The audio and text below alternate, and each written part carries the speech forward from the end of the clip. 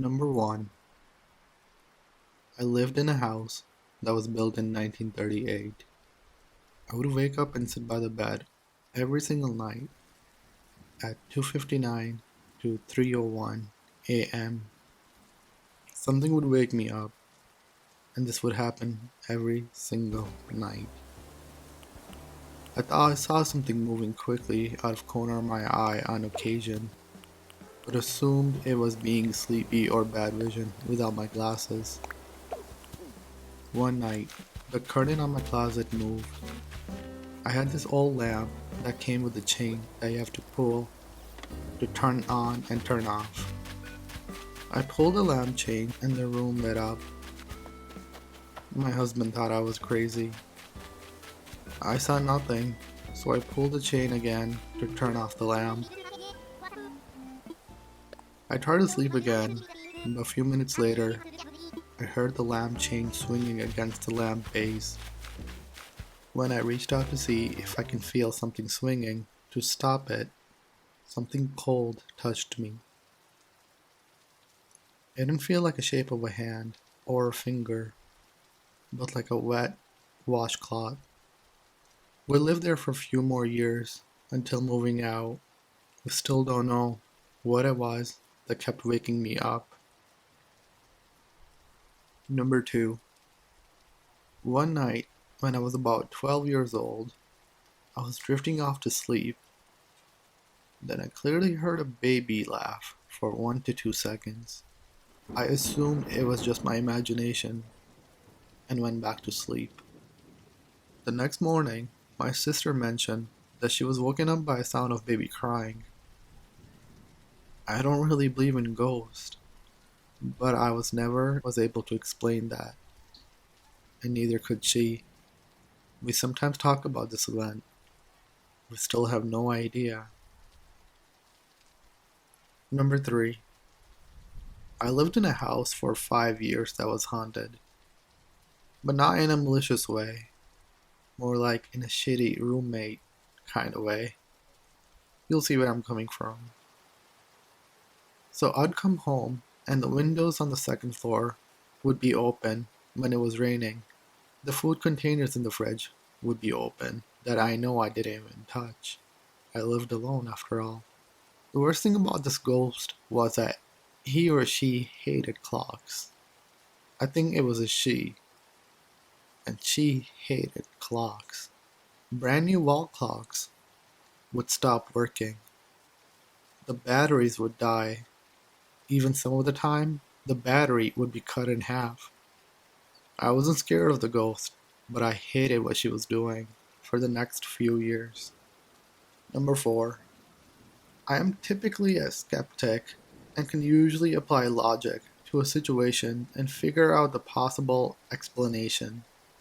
When I bought my house, they had to disclose reports of paranormal activity concerning the house.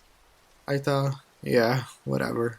And I found out the ghost name that was haunting the place, so I used to call her by her name. The number of times I had to rationalize an event or come up with explanation for why and how something happened was absurd. For example, I would hear footsteps, children laughing, knocking on the doors, knocking on the walls. I just told myself, hey, it's an old house, it will settle. And then my stuff started going missing and showing up in random places. I just blame myself, maybe I'm being clumsy, but the ones that I cannot explain are the following.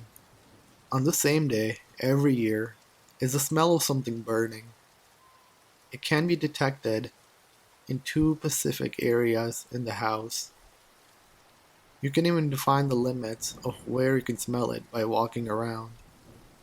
And after 2 hours, it goes away until next year. The other one is the hot spots in the house. Not by temperature, but when you stand in a certain place, you feel something. When you stand in this one location, this hot spot, you feel compelled to face a certain way.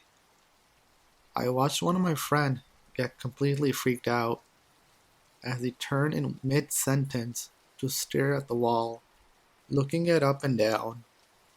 and then two solid steps backward while looking at the floor. When he turned around, he was visibly shaken. He didn't even realize what was happening, but his body made him move like that. I still don't know what happened in the house, and I continued to live there, even got married there, and had kids, and I don't seem to care or find out. Number 5. My sister and my 4-year-old niece moved into a townhouse apartment complex. My niece is 14 years old now, and she was 4 years when this happened, but she still remembers this vividly. When they moved into the house, one night, my niece ran into my sister's room, not long after screaming about a man in her room yelling at her. My sister jumps out of bed and searches around for anyone or anything out of place. She finds nothing. Doors and windows are still locked. This happened a couple more times for the next few nights. My niece doesn't want to sleep there, she won't go to her room, etc. So my sister is chatting with one of the other moms at the campus playground one day, and the other lady mentions that it's kind of creepy that she was living in an apartment where an old guy overdosed a few years back. So my mom does digging around and found the guy's name, which led to his obituary. She pulled some pictures from the newspaper and called my niece into the computer room. She got a half a step into the room when she saw the photo on the monitor and ran out screaming about the man. It turns out the ghost of the man was protective of his son and wanted no one else but his son to live there. My niece's room was his son's room. Number 6. So my husband and I rented this really old house. We had to fix it up a bit before my son came from the hospital. He was very premature. He was in the hospital for 5 months. We took down the wallpaper and painted, took down the popcorn ceiling, the whole 9 yards. The basement was very unfinished and vandalized by teenagers that lived there before. We didn't bother finishing it because we really didn't need the room. I went downstairs maybe like once a year when we lived there. It gave me creepy feelings, like someone was watching you, someone who was angry and pissed off. Sometimes the creepy feelings would come upstairs. One time, the feelings got way too heavy and I told my husband about it. I took the baby and sat in the car while my husband burned the sage to clear it out. He says the feeling while he did that was so heavy and very angry, and that he could see the figures coming at him through the smoke. There were countless of experiences there. The two that sticks out in my head are followed. First one, I was showering and the baby was in the little bouncer seat in the doorway. I opened the curtain, and just as I did, a can of air freshener that was sitting on the back of the toilet goes flying towards my baby. If the door wasn't slightly shut, it would have nailed the baby. I went full batshit crazy. I started yelling at whatever it was that was causing this. I told him or her not to mess with me and not to ever mess with my baby. As I'm saying that, the detachable shower head came flying at me. I flinched it right away and everything stopped and went back to normal. The second thing, my husband and I were in bed. My son was in his room, right down the small hallway, fast asleep. We had a baby monitor so we can watch him, so my husband and I were laying in bed together. We usually will talk for a while, and then fall asleep. We say our good nights on this particular night, and not even 5 minutes later, we both hear, clear as day, a little girl laughing in my baby's monitor. A little girl laughing in the baby's monitor. We didn't see anything, but we could hear it. My husband jumped out of bed to kick some ass. My husband went and saw nothing. We know there was nothing there, but this was getting too weird and too real now, and they were after my baby. We moved out soon after, and hopefully everything that happened in the house would stop for the next family, or hopefully no one's living there anymore. When I was either 9 or 10 years old, I would remember waking up to see a large shadow that stood at the foot of my bed. I was living with my dad at the time. He has a very large terrace house that was built in 1800s. Every so often, there would be an unexplainable event that would happen, such as footsteps when there's no one there, or voices. On the night this happened, it was just me and my dad in the house. I woke up and noticed the door in my room was wide open. I normally sleep with it closed. I then became aware of a large, around 7 feet tall, shadow-like figure watching me at the end of the bed. When the figure noticed me, somehow it melted down to the floor, and the next thing I know, the door to my room was slammed shut.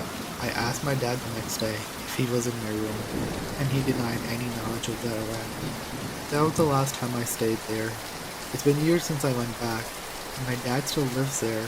I don't know if he sees what I saw, the large shadow, still lurking in the house.